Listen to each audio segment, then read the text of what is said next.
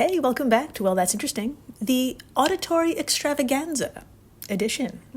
Today is episode 195, Why People Hear Their Names Being Called in the Woods and the Sounds Coming from Underneath Pando. Ooh, my friends.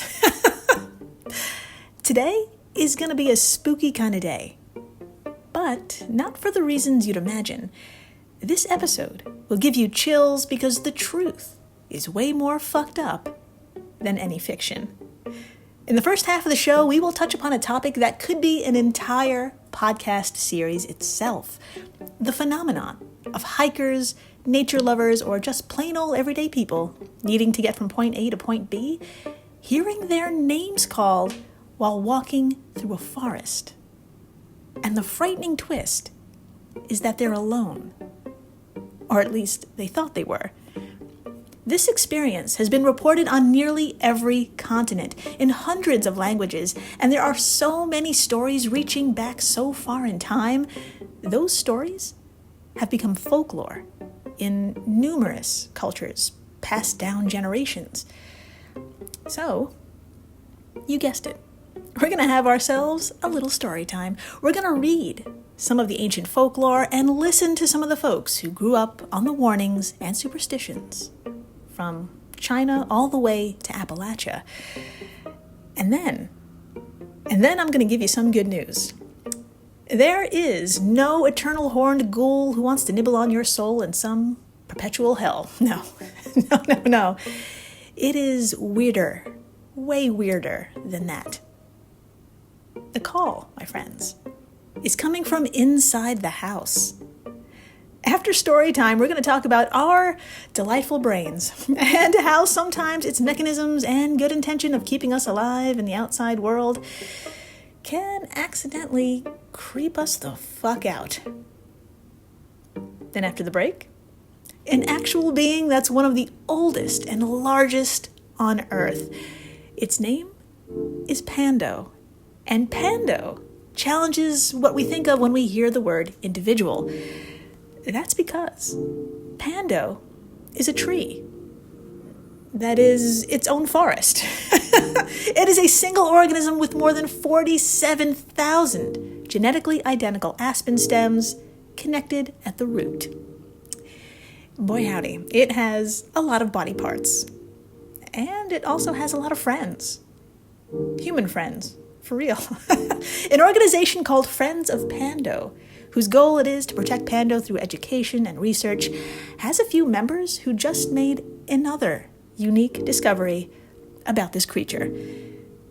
Sounds come from its root system. Yes, sounds.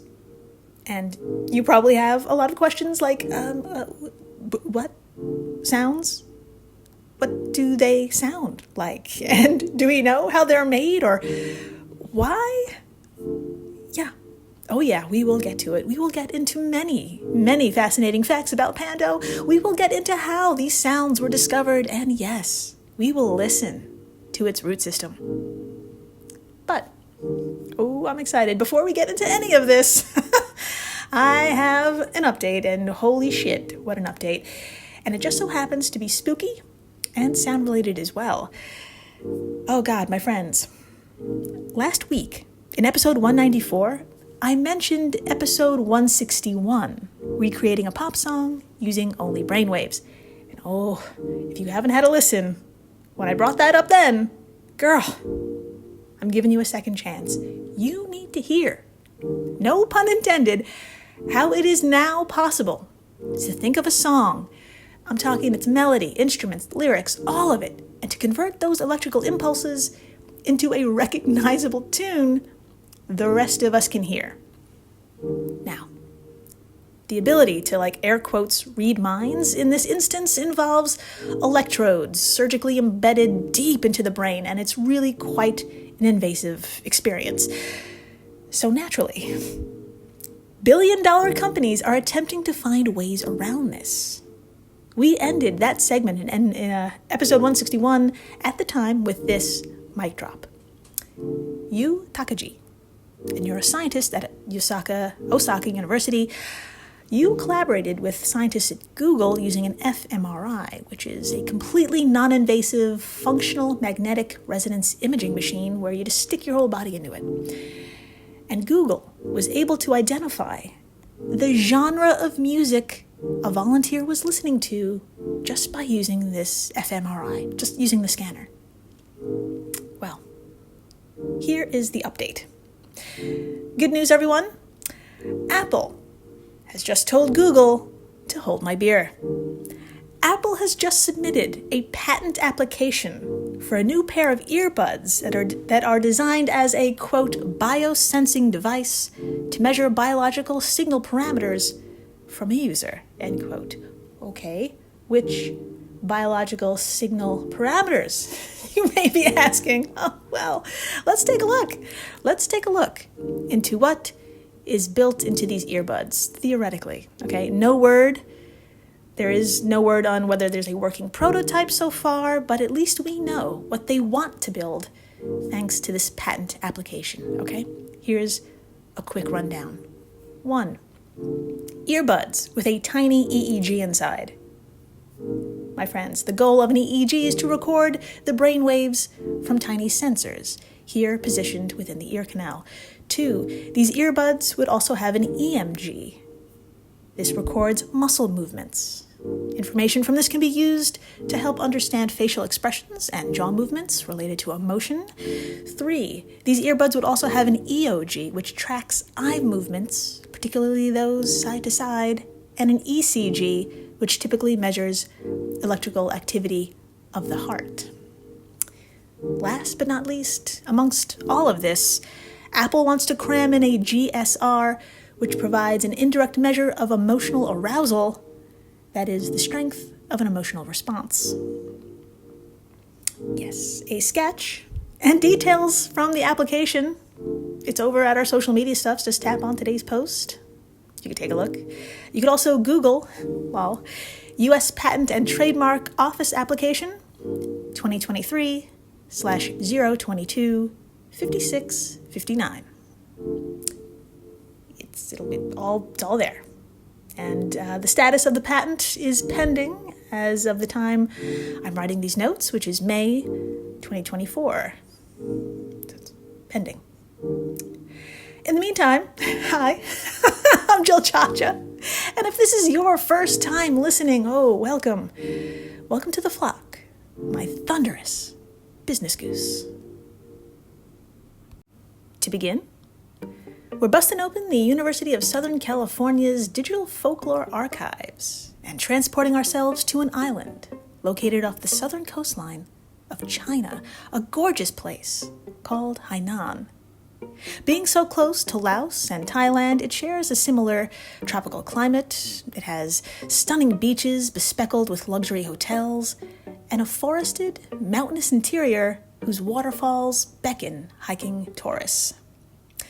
This rural terrain, though, is also home to those of the Han nationality, who are descendants of the Chinese who migrated from another province called Fujian at various times over the last 15 centuries. My friends, I will say that again. This population has lived on this island for 15 centuries. Needless to say, they have stories to tell, including fables of the island itself that older generations pass on to the latest generation to this day. One young woman was recently interviewed by USC's folklore department, and she simply goes by the name Informant. Here's what we know about Informant. She was born here in the rural part of Hainan and lived there with her grandparents, where she attended elementary school. She moved to the United States when she was 13 and currently lives in Los Angeles with her mother. The two return to visit relatives in Beijing and Hainan every year to celebrate Chinese traditions and holidays. On the surface, this is all very sweet. But as you're about to hear, there's something else on this island, which is so unnerving, it needs to be repeated with every visit. This is her story. Quote, "In the countryside of China, the bathroom is not part of the house. It is a small hut or room separate from the house. Sometimes people have to go to the bathroom in the middle of the night through a dark area surrounded by trees. And sometimes you will hear noises from the wind and those trees. My grandparents told me that if you hear a voice calling you or calling your name, you should ignore it. You are not supposed to look or respond to the voice, even though the voice might sound like your parents or somebody you know. If you answer, the ghost that created the voice will take you away and you will disappear. End quote. Welcome home. Wow. Folklore.usc.edu goes on adding, quote, the informant said that this story was told to her by her grandparents every time she visits them in the countryside. When someone says that they need to use the bathroom, her grandparents will say, if you hear a voice, don't answer. This is a warning for people of all ages to be careful of strange and familiar voices at nighttime, because these voices can be ghosts and spirits calling your name. To respond to those voices is the same as responding and acknowledging the spirits. Acknowledging the spirit makes you a target. End quote. Fuck me, I don't know. I don't know about you, but I'm holding it in. I am holding it in till morning. That is intense. And I've got some good news. This superstition is so very common. So join me, will you, just to the left of Hainan, where you'll find Laos and Thailand, two completely different cultures with completely different languages. But somehow, this warning is found here too, and is shared with the youths just the same. My friends, I'm going to bring up a TikTok this time around. I'm bringing it up on my computer, and it belongs to a TikToker called Athwana, who shares her experience of hearing a voice while at home, and it's her partner at the time, a skeptic who was raised in both Thai and Lao cultures, who tells her, oh girl, you best ignore that shit. Okay, shall we have a listen? Here we go.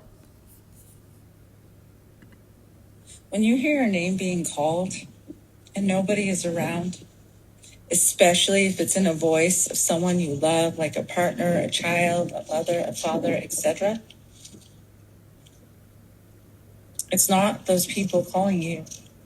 It's something from the other side that is tricking you to come into its energy.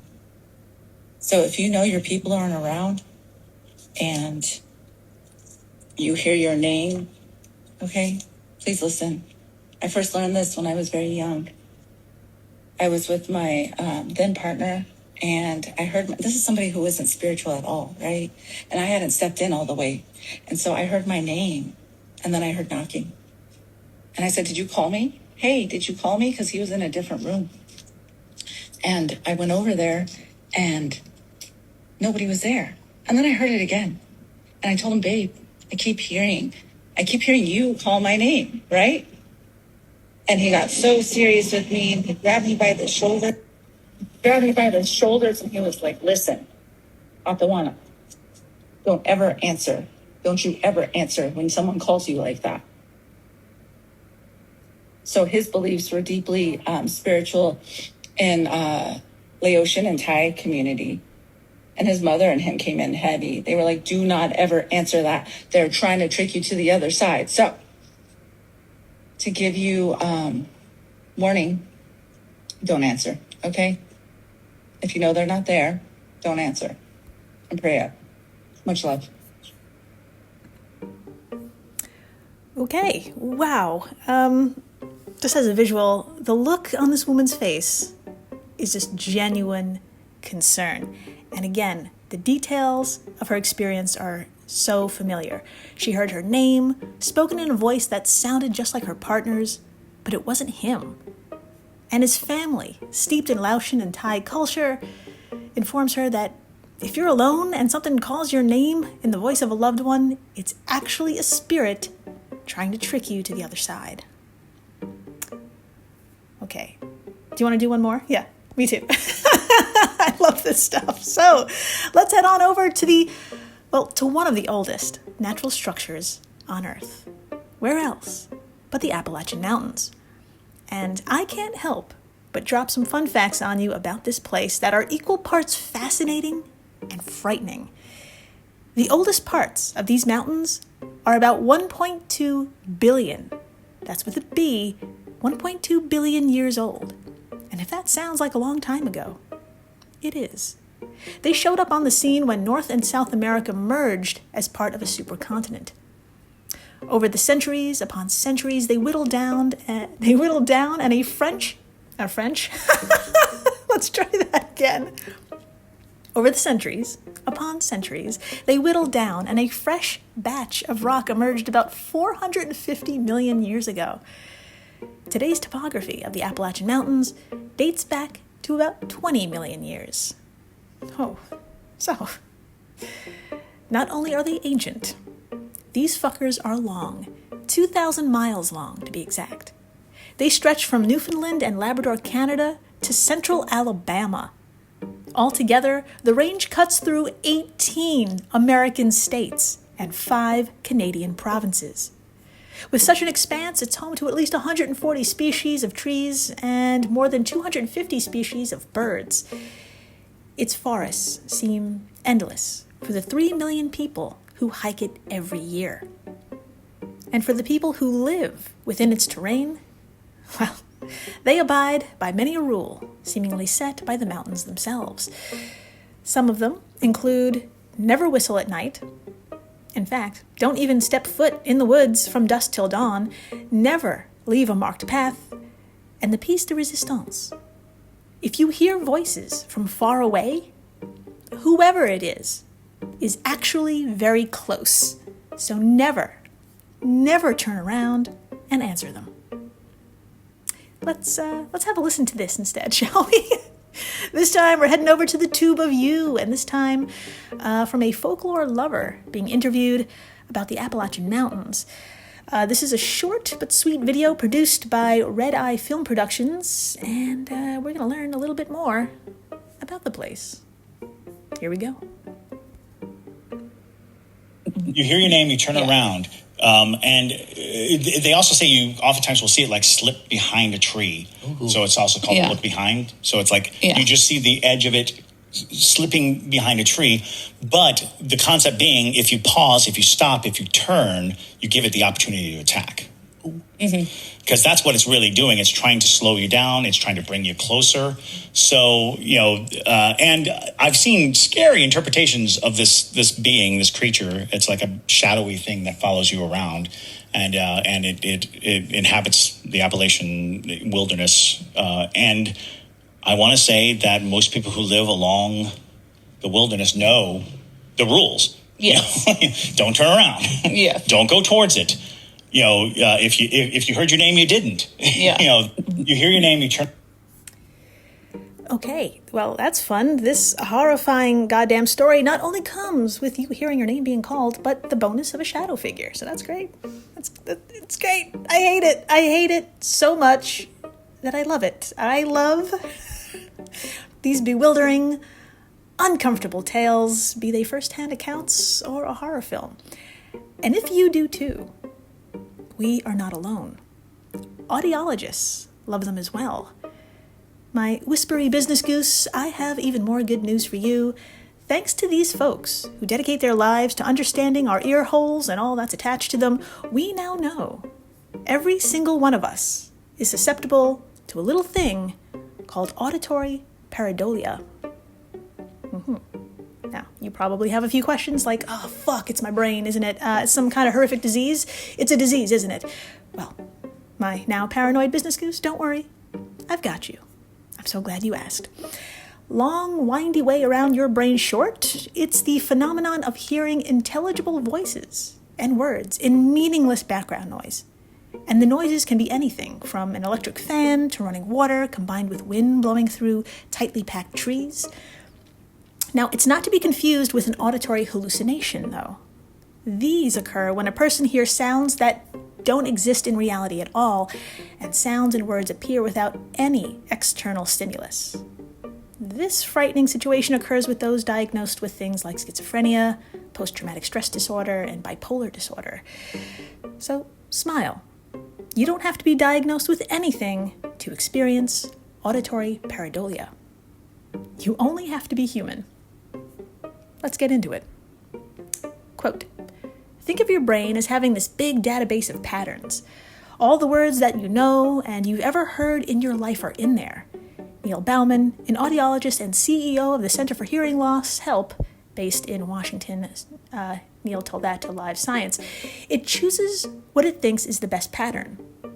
But that best pattern may not be the right fit at all. In fact, it could be way off. End quote. So, lucky us.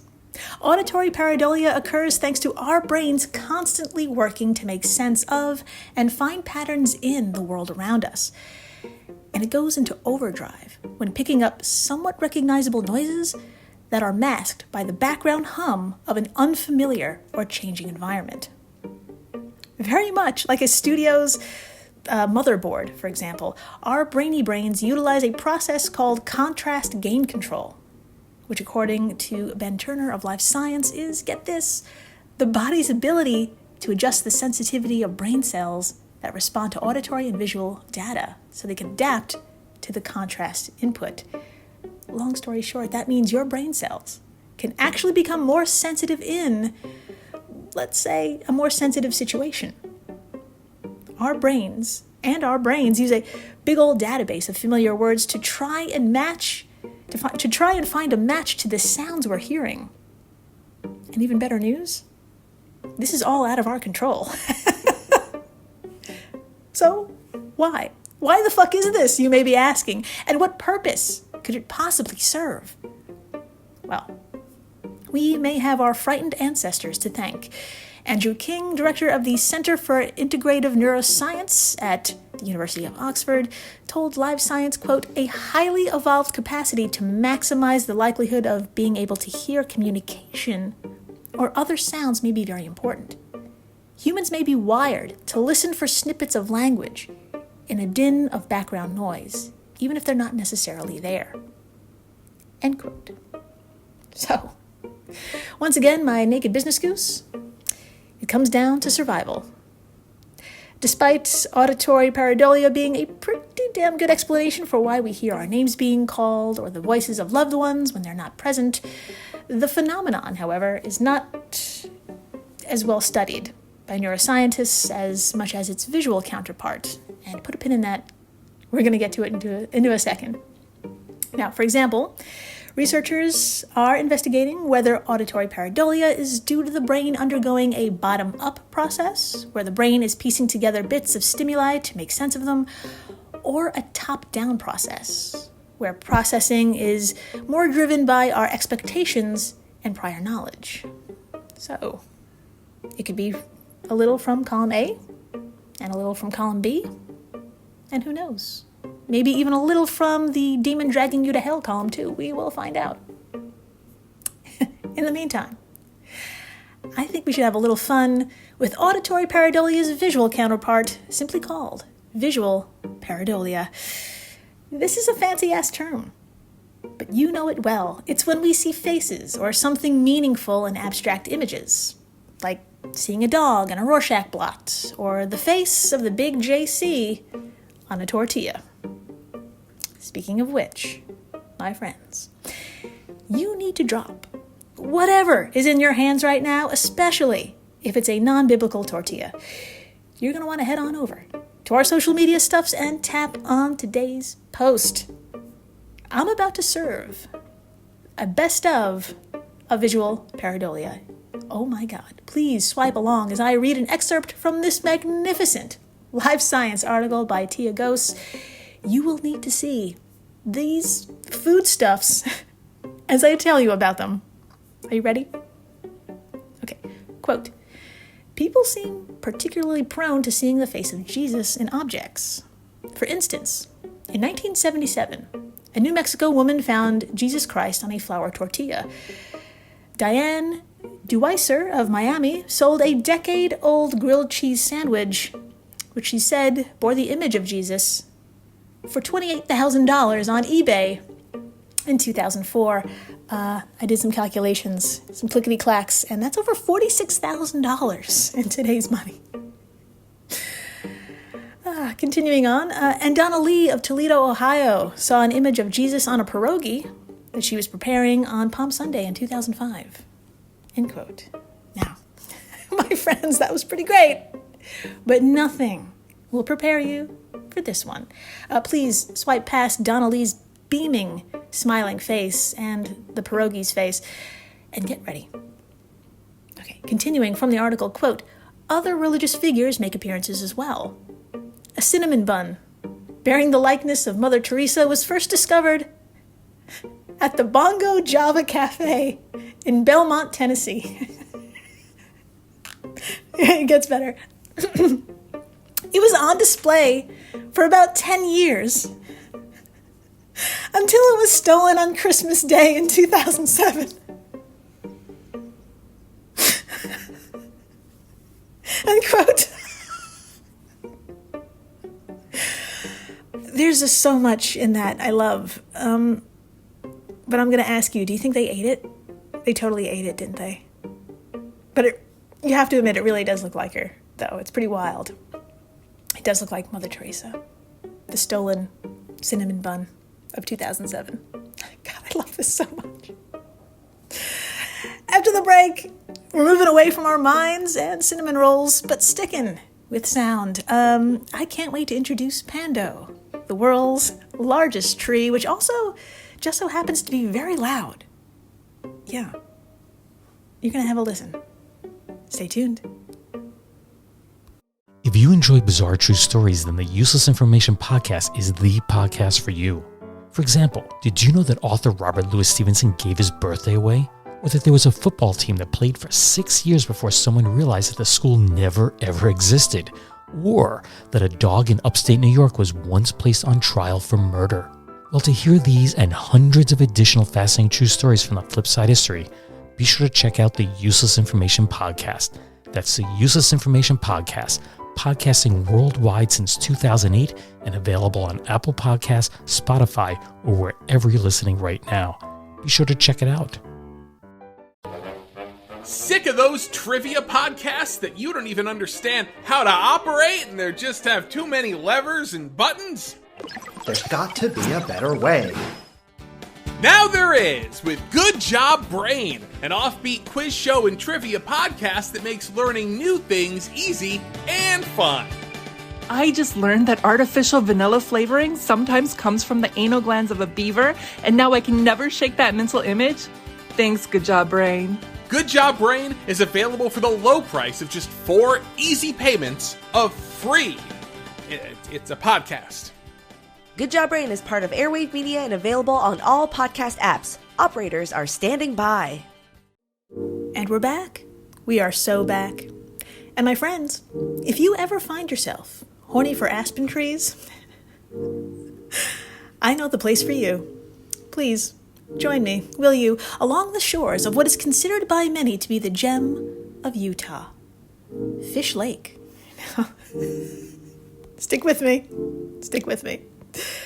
As you can tell by the exceptional name, Fish Lake has a lot of fish. In fact, according to fs.usda.gov, the lake offers, quote, trophy fishing and birdwatching, end quote. But it offers so much more, literally. The mountains of Fish Lake are a source of water for many of the neighboring communities and agricultural valleys in the region. As such, the lake and the 1.5 million acres around it are protected. And since 1908, the area has been known as Fish Lake National Forest, located just southwest of Utah's Central Point. Now, although the lake may be considered Utah's gem, 106 particular acres of this park are world famous. My friends, it's my honor to introduce Pando, the world's largest tree and one of the world's oldest creatures. Let's get into it. Let's start at the beginning, when for millennia the area was home to the indigenous, and for the past 1,500 years its bounty was used for agriculture, commerce, hunting, and even once as a summer retreat. By all outward appearances, this land looked like any other beautiful North American forest. Until two inquisitive ecologists named Burton Barnes and Jerry Kemperman showed up on the scene horny for aspen trees. The year was 1976, and their groovy eyes noticed something peculiar about a stretch of aspens located on the Fish Lake Basin. And if you head on over to our social media stuffs and tap on today's post, scrolling past all of Jesus's food-based cameos, you'll see a highlighted chunk of the park.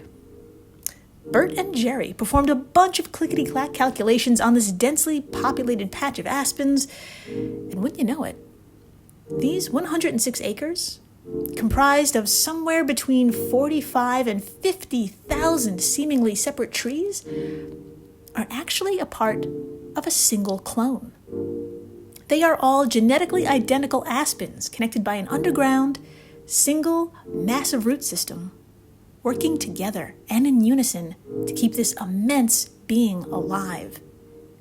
For example, quote, its leaves come out and change colors at the same time across the tree, a process that takes weeks because it is so large, end quote. From the site, friendsofpando.org. That's pretty impressive. But this is just the beginning. My much smaller business goose since the 70s, Pando has been a giving tree like no other. Please take shelter for these number bombs. The word Pando is Latin for I spread. And holy shit, if you thought Fish Lake was an appropriate name, this one beats it. The nickname Pando was coined by scientist Michael Grant in 1992 after writing an article in Discover magazine regarding how it spreads by reproducing itself. Put a pin in this because we will talk about how long Pando has been living this live, laugh, self-love life. And please, someone needlepoint that. I need it immediately. In the meantime, please absorb this fact. Weighing in at an estimated 13.2 million pounds, Pando weighs more than the largest redwood and covers over 100 times the landmass. And just for shits and giggles, to really put 13.2 million pounds into perspective for our human visualization, the CERN Particle Accelerator under Switzerland, our particle-busting buddy, also known as the Large Hadron Collider, this weighs about 4 million pounds. 4 million. It would take 3 Large Hadron Colliders to weigh as much as Pando. Yeah, it easily won the title for world's largest tree. Honestly, the only thing more impressive than its size is how long it's been around. It's believed Pando started off as a single sprouting seed sometime between 9,000 and 12,000 years ago, when receding glaciers made it possible for plant life to take hold here. Now, this doesn't mean the branches/aspen trees you're seeing over at our social media stuffs are that old. No. Each one of these aspens survives for about 110, 150 years. So Pando has been replenishing these branches and spreading out over that period of time. 12,000 years. Now, if you're wondering what the height of a mature branch slash aspen for Pando is, that's about 80 feet tall. And yes, that's fucking tall, but it's not as deep as the root system, which can reach depths of 90 feet by some accounts. There is a whole other world down there. And thanks to Jeff Rice and Lance Odit, 2 members of the Friends of Pando organization, we can hear it. Let's have a listen, shall we? Because I'm tired of hearing the helicopters that have been have been passing by. Let's listen to something more calming, like a tree, and not the NYPD. Okay, my friends, may I present to you a few seconds of Jeff's recording simply called Beneath the Tree.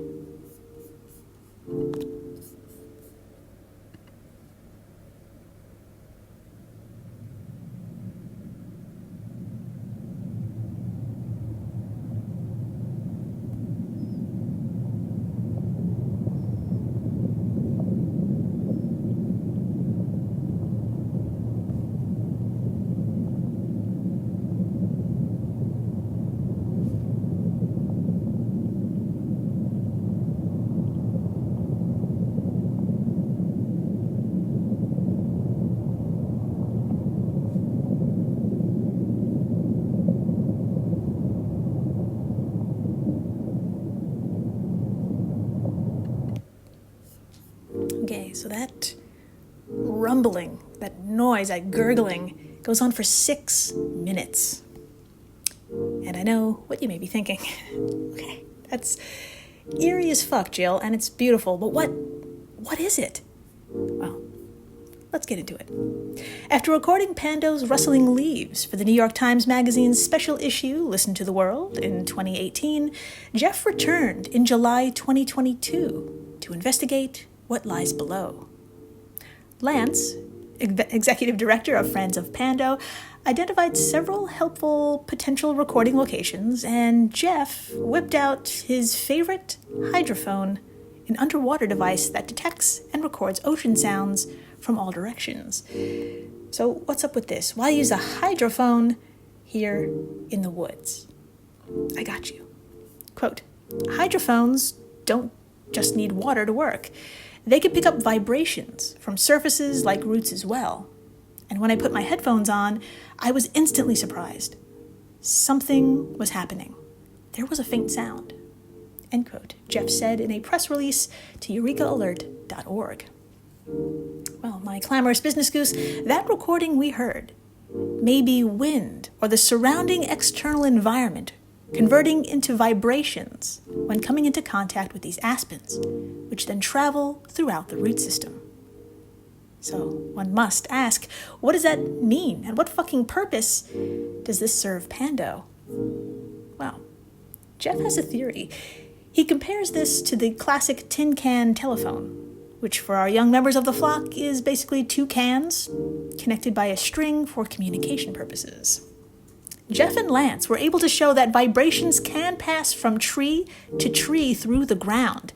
In another experiment, when they banged lightly on 2 branches, the hydrophone located 90 feet away registered with a low thump. Yeah, so Pando may be listening to what's happening around it in its own way. Perhaps it's even aware on some level, one may dare say. So, just when you thought the woods couldn't get any creepier with auditory pareidolia, the woods themselves may be listening. So thank you. Thank you for listening to this, and rating, and subscribing. Thank you so much. And telling your friends why they hear their names being called in the woods. You tell them. You tell them that it's, tell the disturbing part first, like I did, okay? And then you tell them the even more disturbing part, which is that it's their brain. And that's why you have friends. Tell them about Pando, the world's largest fucking tree. That's terrifying in its own way. 13.2 million, it's too big.